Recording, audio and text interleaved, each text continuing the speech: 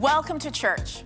Whether you are joining us in person or on the stream, we are so glad you're here with us in the first week of our new series, How to Take a Hit. I'm Shauna, and I've taken one too many hits in 2020. Can anyone relate? But I'm here to tell you that the blows we experience don't have to take us down. Take it from Joseph in the Bible. Talk about a roller coaster of a life. He went from favorite son to slave to ruler to prisoner to hero. More on that to come in this 5-week series. Now that Halloween is officially behind us, it's time to ask one of the most frequently asked, hard-hitting questions in our culture. Does November 1st officially kick off the Christmas season? If you're watching in person, give us a thumbs up or a thumbs down. And to everyone streaming, fill in the comments with Christmas emojis if you're in favor of Christmas starting now. We know there are a lot of you Christmas early birds out there. You are about to dust off that Christmas tote that's been stored away, put on some Mariah Carey's Christmas classics, and get in the spirit. Now, make no apologies. We fully support Christmas early birds here at Kensington, as long as you don't skip over Thanksgiving. For us at Kensington, Thanksgiving marks a yearly tradition of delivering Thanksgiving baskets to families in our school partners community. It's our 26th year moving out together to provide thousands of Thanksgiving meals. You can donate to fund baskets, which are $50 each, and you can sign up to deliver a basket on Saturday, November 21st. The delivery process will look a little different with COVID-19 protocols, but we still have the opportunity to talk to the families who are receiving this special gift. It's not always about the meal. It's about the conversations and the relationships that happen because of it. You can go to kensingtonchurch.org/Thanksgiving to be a part of this tradition. We are so glad you showed up to church today as we dive into the first week of our new series.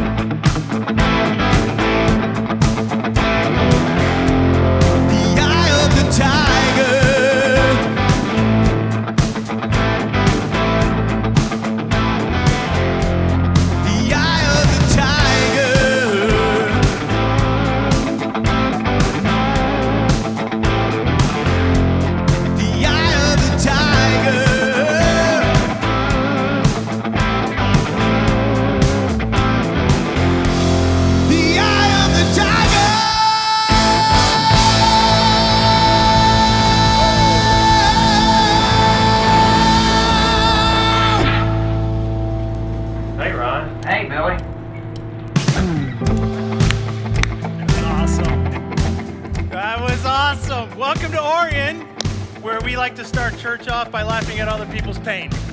There's really two types of people in this room. Those of you that every time somebody got hurt, you were like, oh, and those of you that just laughed. Who laughed? Who's my laughers? All right, good. I like this place even more and more every time. You're like my wife, total laugher. So quick question, what movie made that song popular? Rocky what? What? 3. Rocky 3. Okay, who sings it? Survivor. You were right. You should have gone with it. You hesitated. Survivor. So glad you guys are with us for the launch of a new series this morning called How to Take a Hit. For the next 5 weeks, we are going to journey through one of the stories in the Bible that gets more paper real estate than any other story. There is more detail about this one story than virtually any other, as it covers a span of about 20 years of time. It is the story of the man named Joseph. And Joseph's life, in a lot of ways, it was very similar, or is very similar, to a guy that I met a number of years ago, about 4 years ago now, a guy named Ken. If you saw the promo video last week, and as I was kind of talking about this series, you saw the 2 guys fighting in the background. Well, one of those was Ken.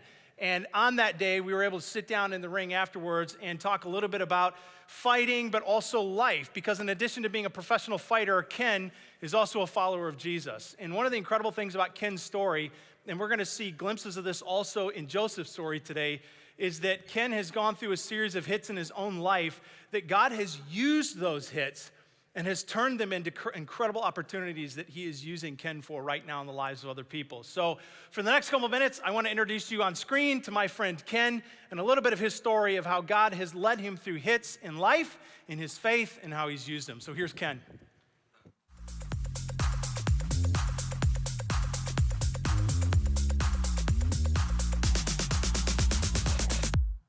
So I'm here at Stars and Strikes Gym in Westland, where my buddy Ken Wolfmack is gonna teach me how to actually take a hit today. So come on in. About to teach you how to take a hit. That's going to determine if you're a fighter.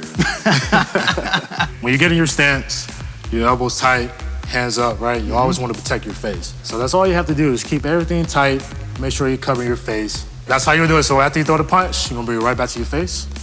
Okay. And then just make sure you stay protected. You want to hold it tight. So when you get hit, you want to be here. Got it. Okay? Okay. So you ready to take a hit? I'm ready. Okay. So you're not fighting stance. Okay? You here? Ready? Ready. Okay. Hit me. Hey, wake up. Craig. You good? Mm-hmm. Because you didn't do nothing I just told you. So now you've taught me how to take a hit. How about outside of the ring in just life in general? Like, I know from some of our conversations, I mean, life, like with everybody else, life has had moments where it's swung hard on you. And how has some of what you have learned, even here in the ring, about how to take a hit translated into moments in life? I was bullied my whole life. Went to 9 different schools. So being that new kid, Wow. I'm sure people know that you get picked on a lot. And that was just through, like, from elementary to high school, 9 different schools. 9 different schools. Wow. And it wasn't easy. You know, kids picked on me, so I had to hold my own. Had about 18 individual fights, jumped twice, like 10 plus guys. I was good at it, which how I kind of transitioned over becoming an athlete, being a basketball player, and saw fighting was a sport. But being bullied, that was another way I took a hit too. So obviously, like you said, and those are moments where you learn to pray, and you know that God was always important in your life. But you know, like I do, like we can go to church and just kind of go through all the motions, but it's more than that for you. Somewhere along the way, it became something very real. Like Jesus became something very real for you. When did that happen, and how did that happen? And I was looking for a church, and ended up finding a church in Detroit. And since then, that when I first heard the pastor there speak, that truly hit me like, wow, I finally truly found a good church. And you're pretty involved there too. I am. So now I'm a lead teacher for the elementary school. A lead teacher for the elementary school, which is Lead teacher, awesome. which is great. Because you would think, take a guy like you and put him on security. Right. Which I have done security too. I have done security too. That's a funny story too with doing the kids now. Working with my mentors that got me with this church. I was at their house party, like a Christmas party, I believe, and everybody was just there. We just all having a good time, and kids was there as well.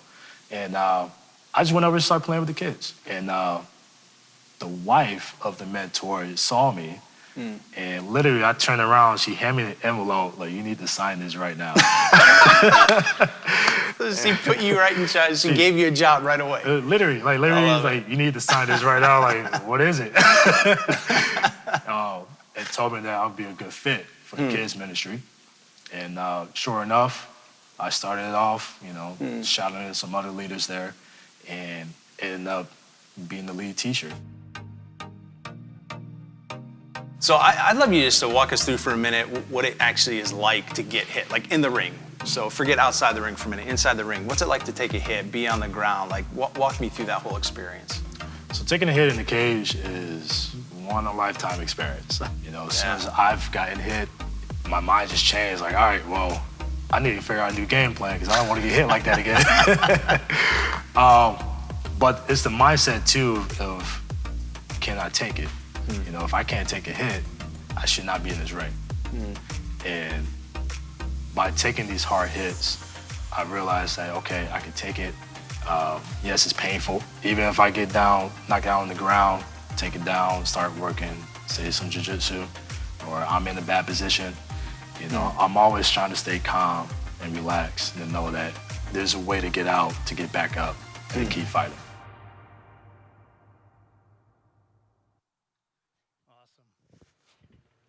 Awesome. So I got to ask a question. I want to know my audience a little bit better this morning. Keep getting to know Orion a little bit better. Show of hands, how many of y'all have ever been punched in the face? All right, quite a few of you, mostly guys, very few of you girls. There's a couple though, would love to hear that story. So how many of you have been punched in the face by the person sitting next to you? No, don't answer that. That's going to lead to even more fights. So much about Ken's story that I love, and just even different times I've been able to talk to him over the years. I think 4 years ago we met, bits and pieces that I've heard, some that didn't even make it into the video and some that did, but I'll just tell you one of the coolest things about his story is seeing how you've got this kid who 9 different moves, 9 different schools, as a result of it is bullied, has to learn how to fight, finds out, hey, I'm actually kind of good at fighting, becomes his profession, and then here's what's incredible. God takes it to more than just a profession, but turns it into a platform. Because not only is Ken working in the kids ministry at his church, and how cool would that be too? What if that was your teacher in your elementary? Those kids are listening, I guarantee. And then not only is he serving in his church, but here's what's really cool. He has also been had an opportunity to start being invited into schools and speaking into the lives of kids where he's coaching them, mentoring them, and just beginning to invest back into some of them who were in very similar places in life that he ultimately was at one point as well. And here's what's so cool, is that God took what was really his early pain and transformed it into his present platform. That it wasn't lost, it wasn't just regret, it wasn't just too bad that happened, is that God met him in that place, led him through it, and has turned it now into the opportunity that God himself is working through him to the benefit of other people. What an incredible thing. That is the story of Joseph that we're gonna look at over the next couple of weeks. As Joseph enters the pages of the Bible, if you're familiar with this story, then you know this, he enters in the first book. So he's very early on, chapter 37 of the book of Genesis, Joseph shows up. He's 17 years old when he first appears into the story of the Bible. And almost from day one, and you'll see this in a few minutes, Joseph has this chaotic family that invites all kinds of hits into his life. Those hits end up turning into hit after hit after hit after hit, and literally becomes 2 decades. It's not until he's about 37 years old that things start to loosen up and lighten up on him, and he begins to see really what I think Ken's story exemplifies, which is God's sovereign nature that enters into our stories and turns our pain oftentimes into a platform, and we see that every bit as much in Joseph's story. A couple years ago, when I really started to get the idea for this series, I was telling somebody recently, I'm like, I think this series has actually been 4 years in the making, and they're like, no, dude, this has been thousands of years in the making. This is Joseph's story. I'm like, oh, true. But for me, it's been 4 years since I really started putting together the pieces of Joseph's story and meeting Ken. And it was right around the same time I remember reading an article in the paper. It was titled, Florida's Economy is Poised to Take a Major Hit from Hurricane Irma. I don't know if you guys remember that hurricane hit, and it did. It was a hit. It was devastating. But I remember thinking then, and I think you could say the truth is also now, is that you could run that article for so many things that our world is going through. Since then, till now, and especially in this last year. Our world has been undergoing a series of hits. You would literally have to have been sleeping this last year to disagree. Hits to our economy, hits through COVID, hits through racism and social unrest. I mean, we have just been hit left and right. Probably one of the most, if not for most of us, the most politically divided election that we've ever seen. Like, our world has just been taking an unbelievable amount of hits. And then if you rein it back in from just the world to our own personal lives, I would venture to believe that many of us sitting in here, listening online, would say that's true about our own personal lives. Many of us are taking hits in our marriage. You're taking hits with your family. You're taking hits economically. You're taking hits in your career. Some of you are taking hits physically. I've only been here at Orion now 7 weeks, and in the amount of 7 weeks, the stories that I have heard of things that so many of us are going through are heartbreaking. Those are hits, and we all know what they feel like, and that's one of the things about being hit in life, is that hits are indiscriminate. They don't pick and choose.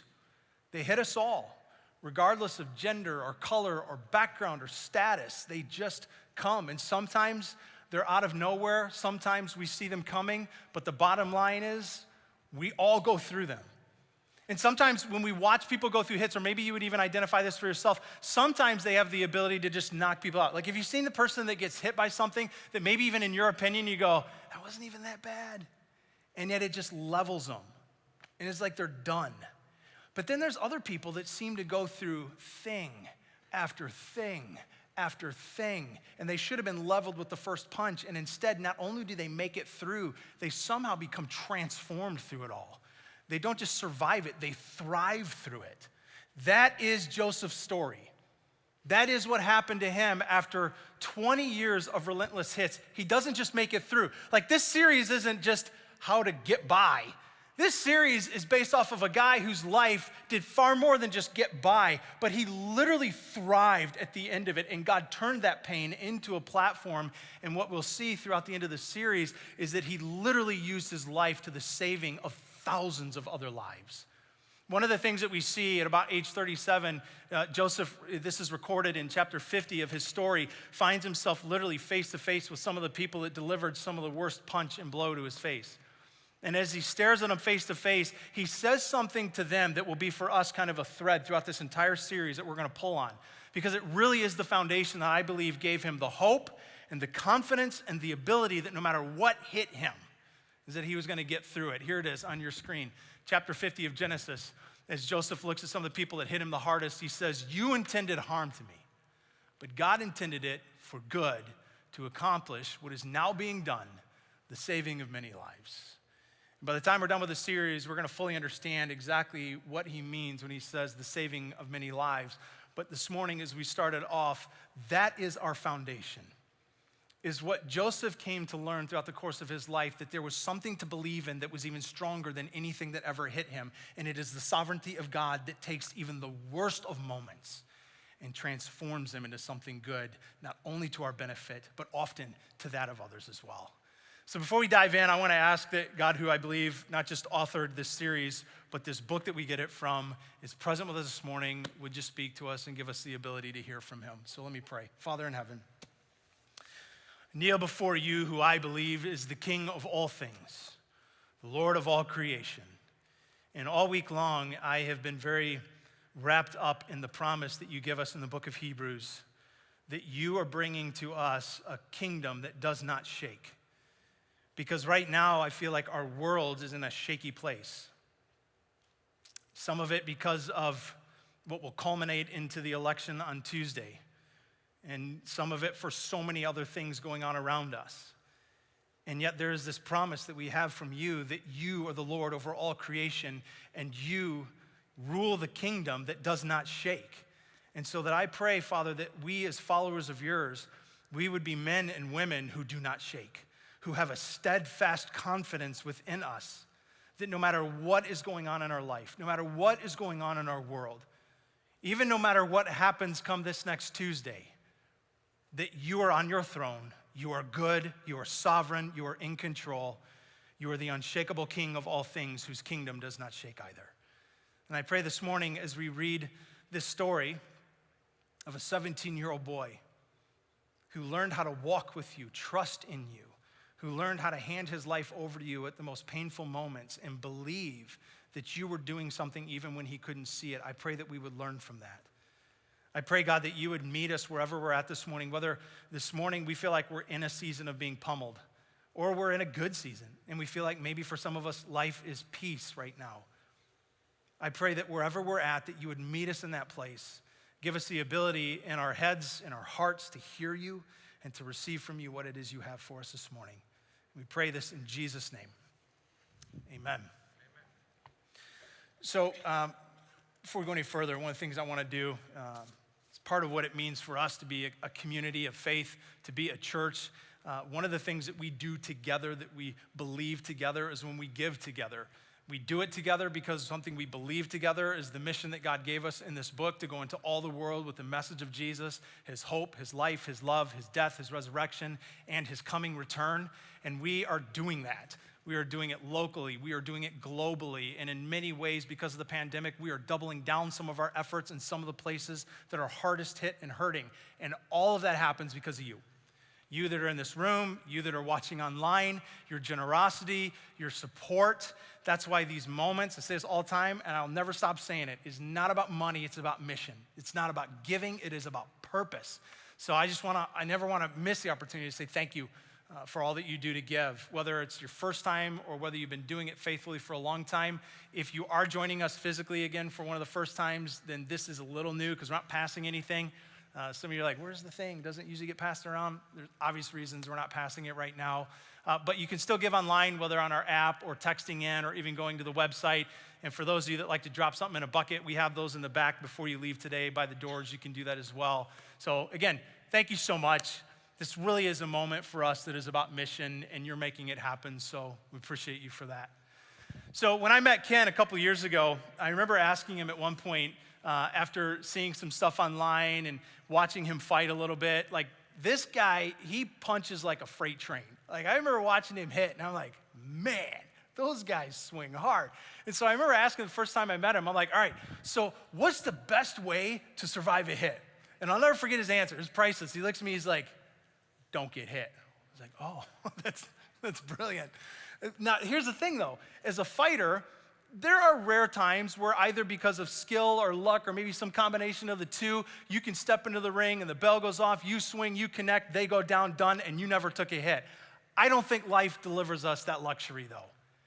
I think no matter who you are, no matter what your life consists of, if you're not presently in a moment where you would describe it as, I'm getting hit somehow right now, then one's coming. And if one isn't quickly coming, maybe you just walked out of it. As a matter of fact, I didn't do this first service. I'd love to do this here. If you just be brave enough to expose yourself a little bit with me for a minute. If you would say, I'm presently in a moment where I feel like I'm taking a hit. It doesn't matter how soft it is, how hard it is. If you would say, there's something right now that, yeah, feels like I got a little bit of a sucker punch to the jaw. How many in the room with me today? It's a fair amount of us. And to those of you that aren't, I would bet that you've been through one at some point this year. And if you haven't, I would bet there's one coming. Life just hits. And one of the concerns that I have about that, because our world, I feel like, is increasingly becoming hostile in so many ways. And so one of the heartbeats for me behind this series is not just to deal with how do we take a hit for the sake of how to take a hit, but it has to do with something else that I think is also happening in our culture that is different, quite frankly, than previous generations of ours. And it's simply this. Our current culture and generation is decreasing in its ability to withstand the hits that life throws at us. Sometimes, and this isn't a magical answer to how you get through things. The truth is sometimes you've just got to barrel through, grit your teeth, and have that internal, I'm not going to let this one take me down.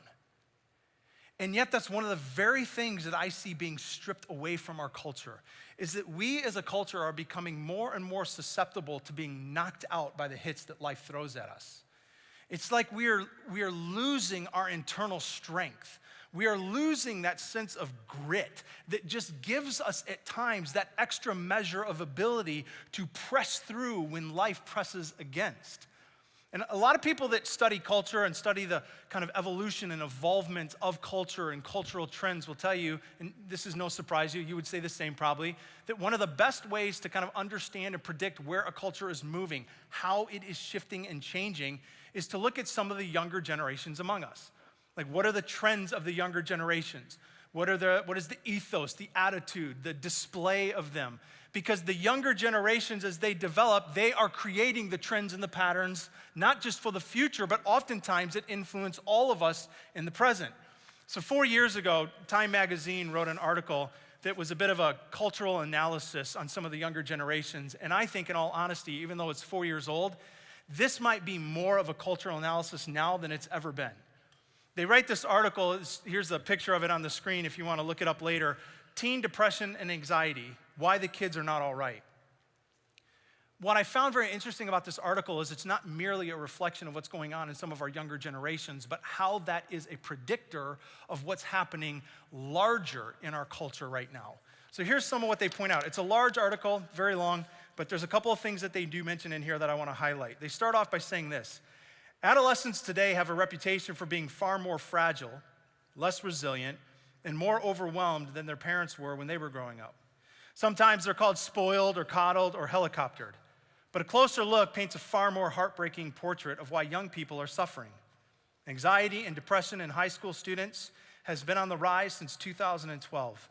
And after several years of stability, it's a phenomenon that cuts across all demographics, suburban, urban, and rural. They are the post 9/11 generation. They are raised in an era of economic and national insecurity. They've never known a time when terrorism or school shootings weren't the norm. They grew up watching their parents weather a severe recession, and perhaps most important, they hit puberty at a time when technology and social media were transforming society. Now, this is interesting. If you wanted to create an environment to churn out really angsty people, we've done it. That's what she concludes in the article. We've done it.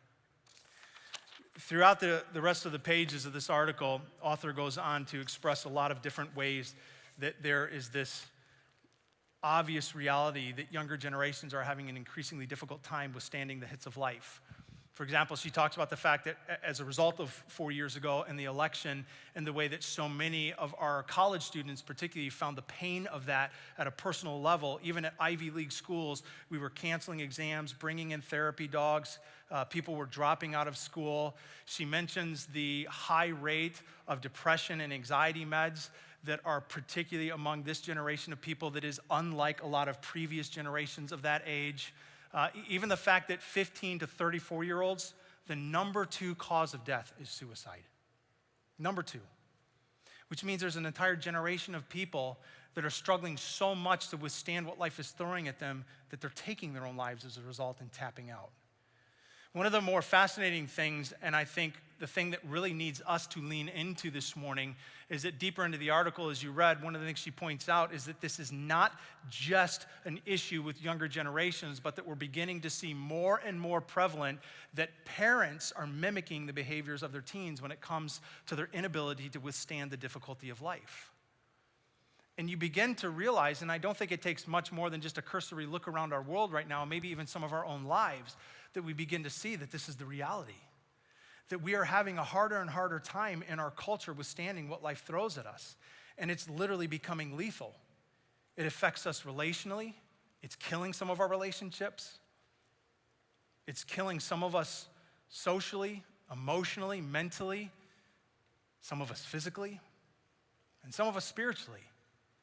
I think probably one of the worst things is that we begin to understand the spiritual implications of this is that it's leading many of us to conclude all the wrong things about God's nature, his sovereign nature, his control nature, that he is over all things.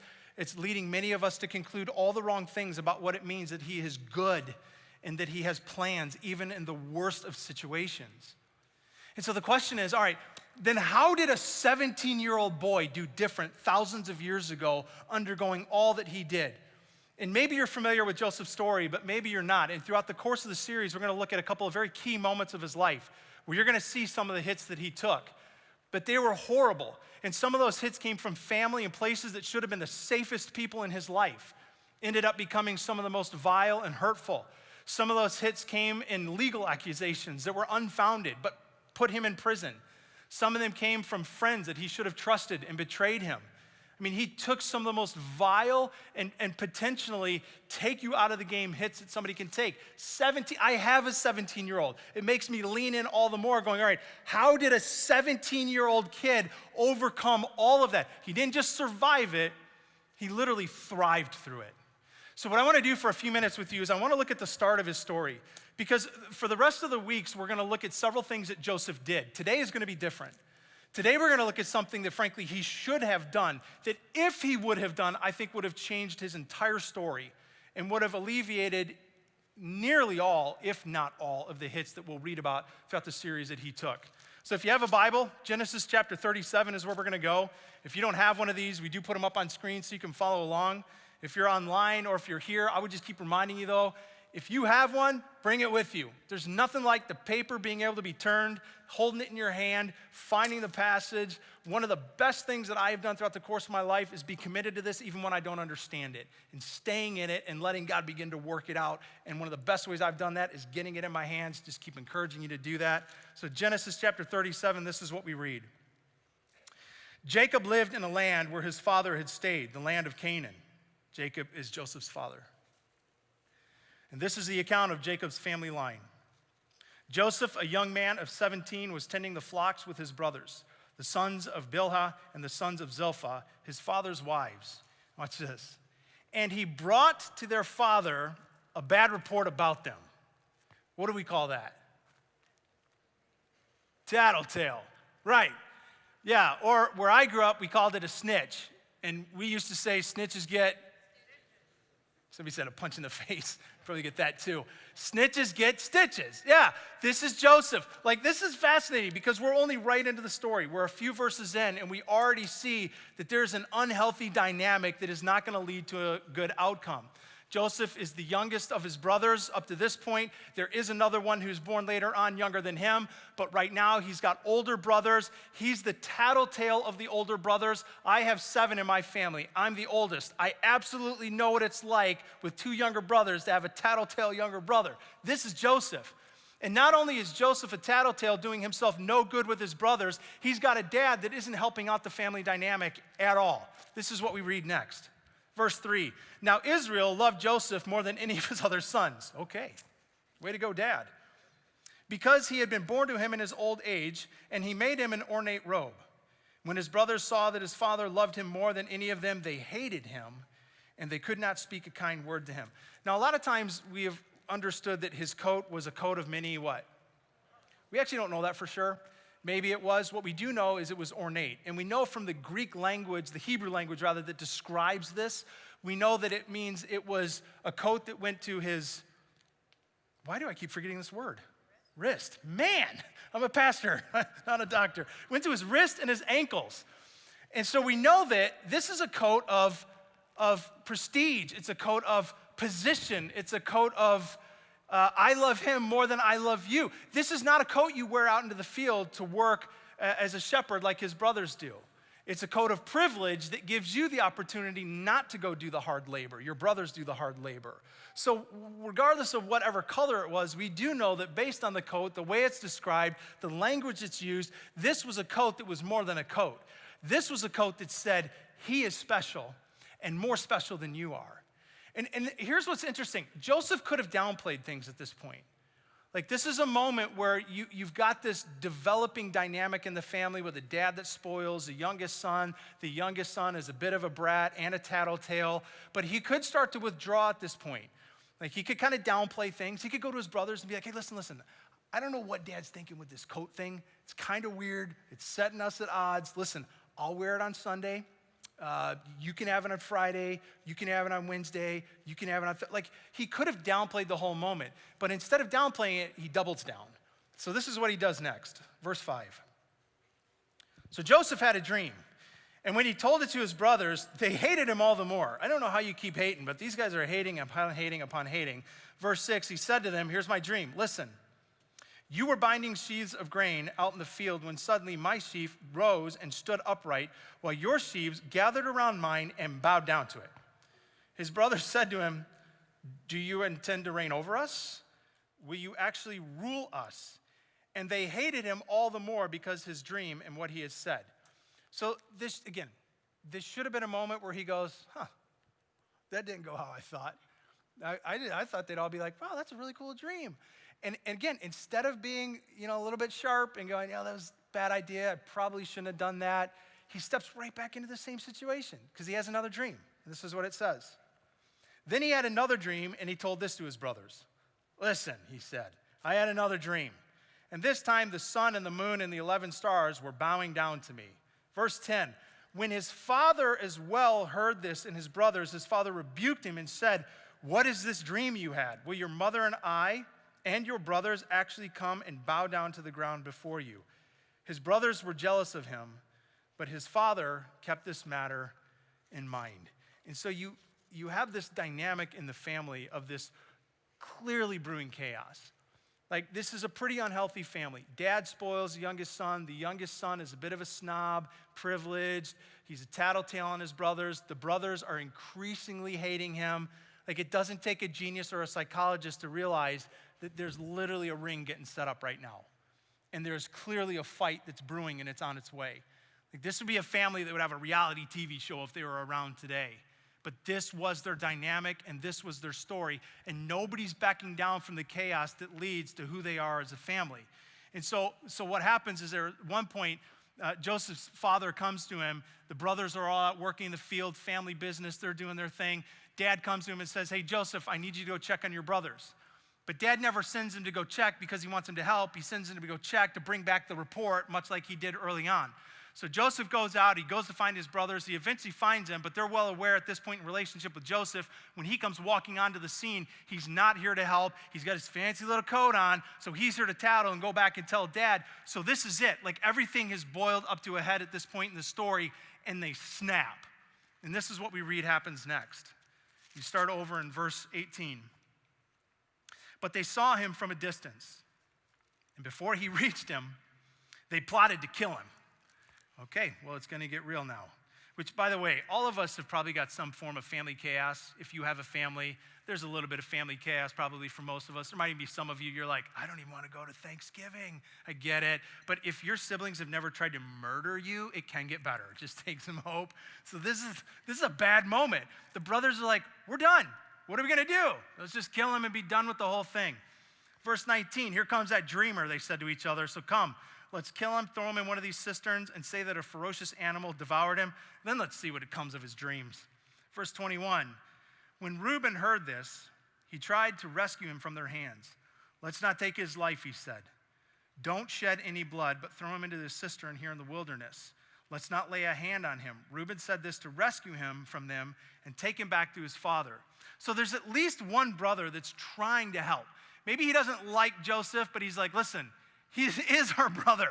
So probably murdering him is going a little bit too far, but the rest of them aren't going to have it. They're going to throw him in this well anyways. They're going to deal with him. So here's what ends up happening. Verse 23, when Joseph came to his brothers, they stripped him of his robe, the ornate robe that he was wearing. They took him, they threw him in the cistern. It was empty and there was no water in it. And as they sat down to eat their meal, they looked up and saw a caravan of Ishmaelites coming from Gilead. Their camels were loaded with spices, balm, and myrrh, and they were on their way to take them down to Egypt. And Judah said to his brothers, what will we gain if we kill him and cover up his blood? So let us sell him to the Ishmaelites and not lay our hands on him. After all, he is our brother, our flesh and blood, and his brothers agreed. And this becomes the moment in the life of a 17-year-old kid that changes the entire future and his whole trajectory. This is the moment in the life of a 17-year-old kid where everything pivots into a different life than he would have ever expected, opening up moment after moment after moment after moment of vicious hit that comes into his life. There's an author, Max Lucado, he writes a book with the title, You Will Get Through This. And he, in one place, kind of sums up Joseph's life. Because maybe you know Joseph's story, maybe you don't. To those of us that need the refresher or those of us that don't, he's going to be here for a little bit. As a matter of fact, next week, we're going to even camp in the pit with him for the whole morning. But that's not where he ultimately stays. And this is what Max Lucado says. Joseph's story did get worse before it got better. Abandonment led to enslavement, then entrapment, and finally imprisonment. He was sucker punched, sold out, mistreated. People made promises only to break them, offered gifts only to take them back. If hurt was a swampland, then Joseph was sentenced to a life of hard labor in the Everglades. And yet he never gave up. Bitterness never staked its claim. Anger never metastasized into hatred. And his heart never hardened. His resolve never vanished. He not only survived, he thrived. He ascended like a helium balloon. Eventually, an Egyptian official promoted him to chief servant. The prisoner warden placed him over the inmates. And even Pharaoh, the highest ruler on the planet at the time, shoulder tapped Joseph to serve as his prime minister. By the end of his life, Joseph was the second most powerful man to his generation. It is not hyperbole to state that he literally saved the entire world from starvation. So how do you think that looks on a resume? Joseph ends up in this moment in a pit where his brothers throw him there. But that's not where he ultimately goes. God does eventually take this pain and turn it into his platform. But in the present moment that we find Joseph, I think there's a few things to learn from where he's at that hopefully we could make better decisions than he's made up to this point in his life. Because here's the reality. When life begins to hit us, here's what's natural for almost all of us. Me, you, I would bet most of us do this without even thinking about it, is we start looking for who to blame. My wife, she's to blame. My husband, he's to blame. My kids, my boss, my friend, they, her, him, as we start doing this and pointing fingers everywhere. And if you think about Joseph, he could have easily done this. I mean, he could have pointed to his brothers. I mean, they physically grab him and throw him in an empty well and then concoct this whole story that they eventually go back to dad with. They kill an animal, rub its blood all over the coat, tear it up, take it back and go, well, he got eaten. I mean, you could easily just get mad at them and go, the reason I've sold into slavery is because of them. I mean, they threw him in a pit. He could have easily blamed them. He could have blamed dad. He could have said, my dad put this target on my back. He's the one that elevated me above everybody else. He's the one that made me special. He's the one that loved me more than he loved them. He could get mad at his dad for never having that important dad moment of getting in his face and saying, Joseph, I love you, but you're a moron. Like, what are you doing right now? He could be mad at dad and say, it's my dad's fault. He never told me what I needed to see. He never confronted me. Or he could be mad at God. I mean, he could blame God and say, God gave me these dreams. If he didn't want me to share them with people, then why did he give them to me? Why did he give me these pictures of my future? Or he could even get mad and say, God could have intervened, right? He could have stepped in front of that bullet supernaturally at the last moment. He could have put his hand in there and said, no harm will come of him. But he didn't. And he let me be thrown in the pit by my brothers. He could have blamed a whole lot of other people. But the reality is there's one common thread that runs underneath all of that. While all of that may have played to a certain degree factors in where he finds himself in this pit, there's one common thread underneath all of it that if it would have been different, he wouldn't be here. And it's own self-absorbed pride. It's his own self-absorbed pride. Sometimes when life starts to hit us, first thing we do, right? Who's to blame? Who hit me? You did it. It's her fault. It's his fault. They misunderstood me. And the reality is sometimes the fist in our face is our own and not somebody else's. And I think one of the most important things that we can learn to do when life starts to swing at us is pause. And before we start blaming everybody else is go, what responsibility do I bear for the situation that I'm in? Because all of us have seen plenty of people that do this, and all of us have probably been guilty of it. I have, plenty of times, of just pointing the finger elsewhere. Maybe even recently you've seen it. It's the high school student that fails a class and blames the teacher, and yet fails to take responsibility for the fact that they didn't do the work they were supposed to do or the extra credit that would have gotten them over the slump. Or it's the employee that blames management for the situation and the conflict at work. It's their fault, they're mistreating me, they don't understand me, but fails to see that their behavior has created the scenario that management has had to step into. It's the husband who's on the brink of divorce and blames his wife and says, you're just not giving me a chance, and fails to understand that countless years of him being asked to put down the bottle and stop drinking has led to her saying, I just can't do it anymore. We could go on and on and on. There's so many examples, but here's the bottom line. Sometimes when we find ourselves in the bottom of a pit, before we start going, who threw me in it, we need to realize that there are times in life where we dug that hole ourselves. There's even a verse in the book of Psalms, chapter 7, verse 15, that says exactly that. This is what the author David once wrote. Whoever digs a hole and scoops it out falls into the pit that they have made. I mean, how many times have we had a moment in our own lives where we find ourselves in what would feel very much like where Joseph is at right now, in the bottom of a pit that we don't know how to get out of. And everything is just dried up on us. And our natural tendency is to want to blame somebody else, and the reality is, we dug that hole. Were there other factors at play? Were there brothers that pushed you in? Was there a dad that maybe elevated? Are there other things that you could point to? Probably. But if you're honest, are there moments that you've had in your own life where the reality is all of that came into play because you dug the hole first? A couple years ago at the church I was at, I remember this one Sunday, a woman came up to me and she said, I don't think I'm gonna ever come back again. It's like, okay, how come? And she says, well, I go to church to feel really good, and today I just don't feel very good. So I don't think I'm coming back again. And it led to a great talk, and thankfully she actually did. She came back week after week, became one of our most involved volunteers, was amazing. But sometimes I think we all have that tendency, is to want to come to church on a Sunday morning and feel good. And I don't think that that's wrong, but I think that there are times, and I think today is one maybe of those moments for some of us. There are times where God goes, I do want to take you to an incredible place of love, life, and joy, but to get you there and out of the hole, we got to deal with what got you into it.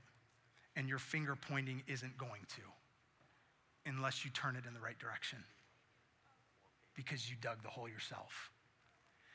It's not a really warm, fuzzy idea. But if it's true, it can be a liberating one. And I think it's one of the greatest things that Joseph neglected in the early part of his life is to take personal ownership for the decisions he had been making that led him into this moment. See, I think one of the things, in addition to the fact that we are decreasing in our ability to withstand what life throws at us, that's also happening to us, is we are a culture of people that are also having more and more difficulty taking personal responsibility for our decisions and the consequences of them. Everybody else is to blame for everything. And it's like nobody wants to take responsibility anymore and say, yep, that's my fault. I did that. Fist in the face came from me. Hole, I dug it. Really stinks to be here. Would love to get out. God, could you please help? And could use my brothers and sisters in arms, but I put myself here. Nobody wants to do that anymore. We want to point at everybody else around us, which is why I'm going to give you only 2 simple points of application for the day. If we're going to be people different than what Joseph was doing up to this point in his life, the number one thing that we have to do is be people that are committed on a regular basis to step up to the scale and look at the numbers of our life with honesty, which is something that none of us want to do. Matter of fact, I brought a scale this morning, and I have some help. Are you here? Yeah, come on up. Sam? Everybody give Sam a big round of applause. Come up and help. You guys can be an intimidating group sometimes, so make him feel good. So come on up, Sam. This is going to be very simple and very easy, but you're going to help me make a big point this morning. So Sam, what is this? A scale. It's a scale. Matter of fact, I'm going to give you this so we can hear you. Here you go, Sam. So this is a scale. Go ahead and stand on the scale. How much do you weigh? 120. 120? Yes, you do. You could probably throw a good punch. Here, now let me get up. Let me get on there. Tell me what I weigh. A few pounds. 192. 82. Come on, man. Go ahead, get back up. So one of the most important things about a fight, depending on the weight class, go ahead, stand on there, is that you've got to have the right weight, right? Depending on the weight class you're fighting, you got to cut weight or you got to add weight. So that scale becomes both friend and enemy because those numbers are important. I'll tell you one of the other things that's so important about any fight. Go ahead, you just stand right there. So go ahead, stand. Nope, go ahead, right back on the scale. One of the other things that's so important about any fight is being able to be courageous. Do you think you would be courageous in a ring? Like, what did you think of the guy earlier, the fighter guy on the screen? He was very more fighting, and if you're in a situation, you need to fight more and be more courageous. Why isn't he giving the sermon today? That's good, dude. That's very good. So if you were in the ring with him, you think you could take him down? No. No, come on, listen. I said you've got to be courageous. That's sure. one of the most important things about a fight is you got to have courage. So you got to say, I could totally knock out Ken Wolfmack. Sure, I can. You can say, I could totally knock out Ken Wolfmack. I can totally knock out him. Now tell him. What's up, buddy? You knock me out, Steve? He could knock like 4 of us at a time out. So this is Ken. I just want to bring Ken up for a minute and give you a chance to meet Ken, and give you guys a chance to meet him. And hey, while I've got you up here for just a minute, I want to ask you a couple of questions. So I know we talked about it a little bit in the video, but you're on the mat, you're in a ring, you just got knocked out. Sam just laid you out on the floor. What's the number one most important word in your head that gets you back up on your feet? The number one thing I say to myself is stay calm. You know, you need to stay calm in life in general, because if you don't, you start panicking, things get worse, right? So when I'm on the ground and I'm in a bad position, I'm like, okay, I know my skill set, but I need to stay calm to get out. So the person that might, in the audience right now, listening online, somebody that's with us this morning, that would say, I feel like I'm on my back. Like that's me right now. What do you say to them? Don't give up. Of course, me, I pray to God every day that whatever situation I'm going through, that he's going to be there with me, you know, and that you never should give up no matter how hard the situation is. You can always get back up. Awesome. Cool. Would you guys just thank Sam for being up here and being a part of this morning, and thank my friend Ken for being here today? Awesome. Here, I'll take those from you guys. Appreciate it. Thanks, guys. Whether it's a morning weigh-in or a pre-fight weigh-in, here's the reality. None of us like to see the numbers when they aren't what we want to be true about ourselves. And that's true in life. None of us like to have a moment where we have to see something about ourselves that we don't want to be true about ourselves. But that's why personal responsibility is so important, and the fact that it is decreasing in our culture is so lethal right now. Because it's when we lack the personal responsibility that suddenly it's, you're a jerk, I misunderstood. It's everybody else's fault and not my fault. In the Psalms, the author, David, he has this kind of step up to the scale moment that he gives to us. Like, how do we do that though? Like, what does that look like with God? And this is what David once said in the book of Psalms. If we're gonna step up to the scale, he says this. Verse 22, I'm gonna start in the text. He says, I have nothing but hatred for them, and I count them as my enemies. So David, if you know his story, he has a whole bunch of people that have constantly been after him, have done him harm, have been unjust to him. He has enemies. He has people that would be very easy to point to and go, they're the problem, they're who've hurt me, they're what's created my chaos. But watch the pivot he makes. Instead of saying, God, so go deal with them, fix them, stop them, watch what he does. Search me. Me, not them, fix them, stop them, search them. He says, God, search me in my heart. And he goes on and he says, know my heart, test me and know my anxious thoughts. See if there's any offensive way in me and lead me in the way everlasting. One of the most important things for us to do in a moment that life is swinging on us, frankly, I think regularly, daily, but especially in the moments that it feels like we're getting hit by life, is to have a moment like this where we just get honest before God. There has to be things I don't see about myself. So search me and know me and lead me. That's the moment of stepping on the scale, of being honest enough to say, maybe part of the hole has been dug by my own hands. God, show me if that's true. But the last thing that helps us to embrace that and make that a reality in our lives is knowing who to listen to that's in our corner trying to help us see what we need to see. That's the last thing I want to give you this morning, is listen to the voices in your corner. Much like with a fight and like in real life, there are people in your corner. And maybe you feel like you don't have a lot of them, but there's somebody there that God has placed in your life to be that voice to push you towards who he's made you to be. The problem is those voices sometimes can be really encouraging, and sometimes they can be really painful. And they can be really painful because they are an attempt to help you see that the numbers on the scale aren't what you want them to be. But here's how we're gonna move towards who Jesus wants you to be. Years ago, I'll never forget this experience of sitting at a table with, there's a group of 5 of us, 4 of my best friends at the time. And one of them was making all kinds of destructive decisions in his life, his marriage, just wreaking havoc. And so the four of us decided to sit down with him at dinner and challenge him to be those voices in his corner. And it ended bad. Like he got up and lots of words and horrible and shouting and stormed out. Literally last time I ever saw him. And we had been friends for years. And it was so bizarre that all of us kind of sat there dumbfounded, the four of us afterwards, like, what just happened? And it was a moment where we really realized something that I've carried to this moment with me. Nobody lies to us like we do. Which means it's so important that before you're in a moment where you don't know who to listen to, that you decide who you will. We all sat at that table that day and decided that if anyone in that group ever came to us, and particularly the group came to us and said, hey, we need to show you some things you don't want to see, we would listen to that group. Like we would trust them enough to listen to them, even if what they said was horribly painful to have to face. Because we can't fix what we won't face. So who are the friends in your corner that will be those people that you'll listen to? Maybe there's even someone right now and you haven't been listening to them because frankly, you don't like what they say. You don't like the fact that they're telling you there's a number on the scale that you wish wasn't there. If they're telling you that because they love you and they're trying to push you towards the God who loves you, who made you, who has plans for you, listen to the voices in your corner. The beauty of today is, and really this whole series, is that God's promise is, even if it's your own fist in your face, what was intended for harm, he will use for good. Trust him. Lean into him. Look honestly at the scale and listen to the voices in your corner. And your pain, he'll eventually turn into your platform.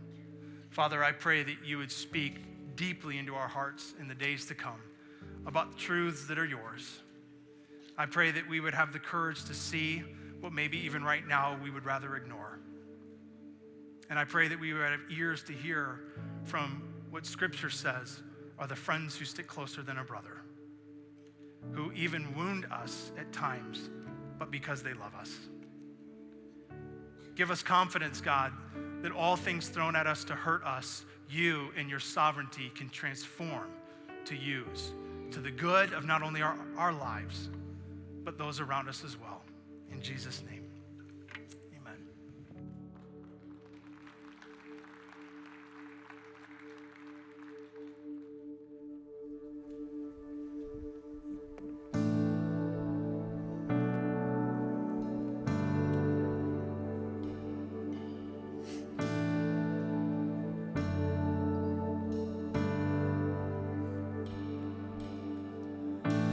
Can't go back to the beginning. Can't control what tomorrow will bring. But I know here in the middle is the place where you promised to be. Come on, we sing. I'm not enough unless you come. Will you meet me here again? 'Cause all I want is all you are. Will you meet me here again?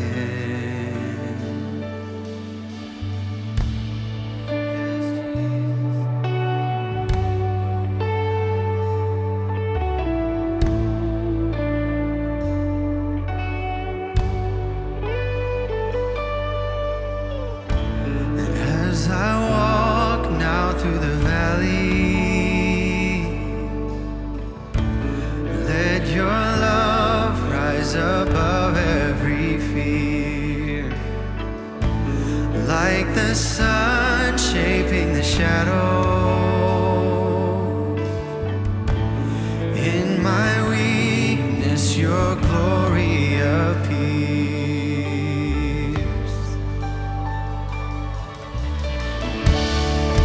I'm not enough unless you come. Will you meet me here again?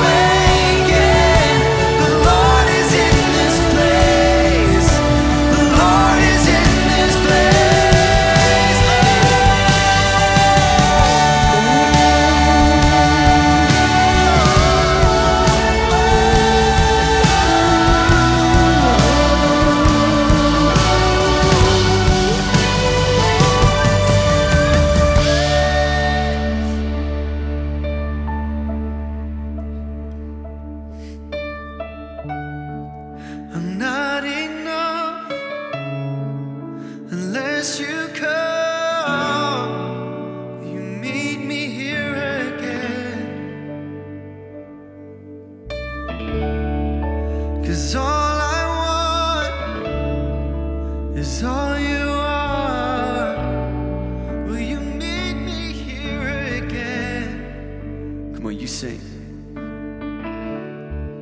I'm not enough, come on, unless you come, will you? 'Cause all I want, 'cause all I want is all you are. Will you meet me here again? Will you meet me here again? Oh Jesus, will you meet me here again?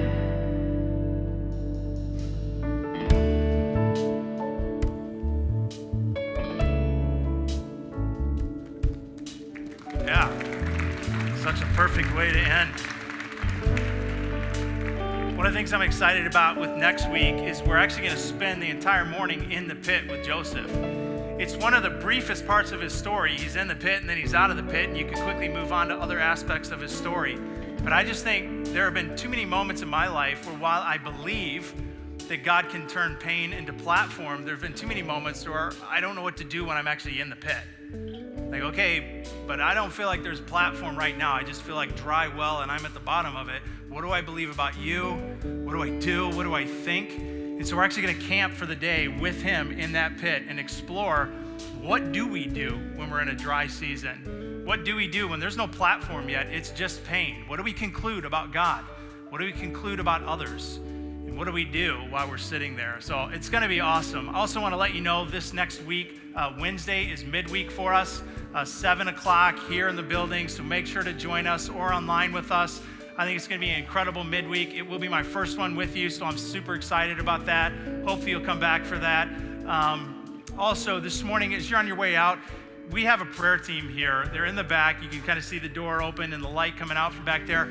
We would love to just serve you if we can before you leave. If you need to process through something this morning, or maybe something that didn't even have anything to do with today, but it's just churning and you need somebody to talk with or somebody to just pray over you, that's what they're here to do. Please let us do that. Otherwise, we're so thankful that you were here with us this morning. We hope this was good for you and your heart, that God spoke to you, and that you'll take what he said throughout this week and let him grow it in you as well.